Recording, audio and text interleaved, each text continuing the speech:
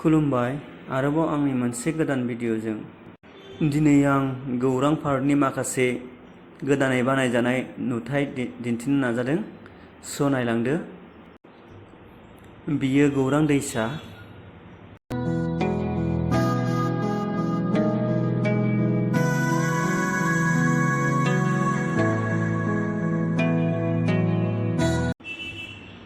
Finally मोनफैबायानो। बेनो जाहैबाय दाउखि ब्रह्म गौरां पार्क। दानिया टिकेट लानांगौ। टिकेटनि बेसेना सासेयाव 20 रां। बाइक गिदिंनायनि थाखाय 20 रां लायो आरो 4 साखा गारिनि थाखाय 50 रां लायो। दानिया फैदो सिंनि नुथायखौ नायनोसै।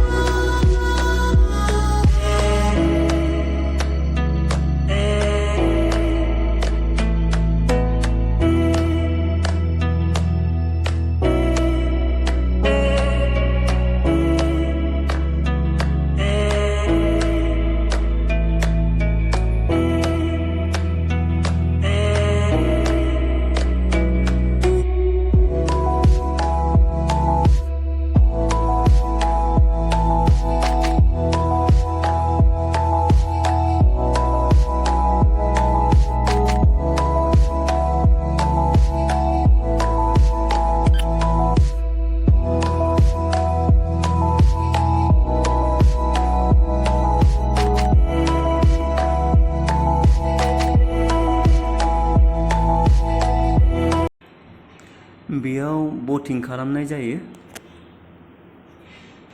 टिकेटनि बेसेना आधा घन्टायाव 50 रां लायो। नै बोटिं खालामनो थाखाय लाइफ जेकेट गाननानै लादों।